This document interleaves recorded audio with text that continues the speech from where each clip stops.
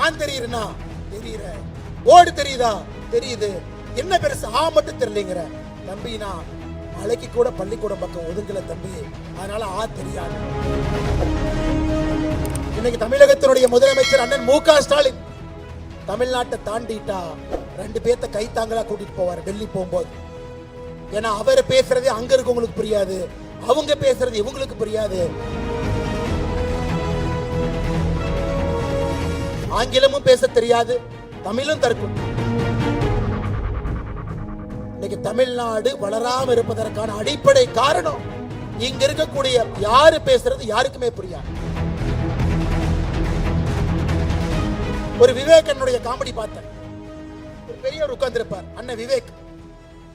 அவர் ஒரு போர்டில் எழுதுவார், ஆ அண்ணே தெரியுதா தெரியல. ஆ பெருசா எழுதுவார், பெருசு தெரியுதா தெரியல. பெருசு ஆ பக்கத்திலே கொண்டு வந்து வைக்கிறேன், தெரியுதா தெரியல. நான் தெரியுறேனா தெரியுற, போர்டு தெரியுதா தெரியுது, என்ன பெருசு ஆ மட்டும் தெரியலங்கிற தம்பி. நான் மலைக்கு கூட பள்ளிக்கூடம் பக்கம் ஒதுங்கல தம்பி, அதனால ஆ தெரியாது. இன்னைக்கு திமுக எம்எல்ஏ அப்படித்தான் இருக்கிறாங்க. இந்த 3 மொழி போய் 3வது மொழி அழிச்சிட்டு வா. ஒரு திமுக எம்எல்ஏ பெயிண்ட் டப்பாவை தூக்கிட்டு போறார். எதிரே 3வது மொழி 1 2 3 3வது மொழி அழின்னு ஆங்கிலத்தை அழிச்சிட்டு வர்றார். இன்னைக்கு இதுதான் இந்த மாதிரி முறையில வந்த திமுகவினுடைய தொண்டை எப்படி இருப்பான் பாரு. 3வது மொழின்னு இங்கிலீஷ் அழிச்சதுக்கு அப்புறம் சொல்றான், பெருசு அது 2வது மொழி மாதிரி தெரியுது, ஹிந்தி மேல இருக்குது, அது அழின்னு. இவர்கள்லாம் இன்னைக்கு நமக்கு புத்தி சொல்லி கொண்டிருக்கின்றார்கள். தமிழகத்தில் எப்படிப்பட்ட கல்விக் கொள்கை இருக்கணும், நாம என்ன படிக்கணும்.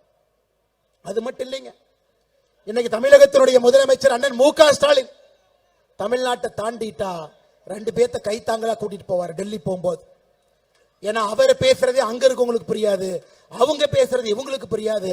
பார்லிமெண்ட்ல போய் 39 பேசுறவங்க யாருக்கும் புரியாது, மிச்சம் இருக்கிறவங்க பேசுறது 39க்கு புரியாது. இன்னைக்கு தமிழ்நாடு வளராம இருப்பதற்கான அடிப்படை காரணம் இங்க இருக்கக்கூடிய யாரு பேசுறது யாருக்குமே புரியாது. ஆங்கிலமும் பேச தெரியாது, தமிழும் தற்கும்.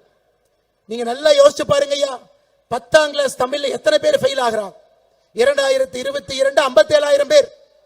12ஆம் கிளாஸ் பரீட்சை போன வருஷம் 72,000 பேர் எழுதவே இல்லை.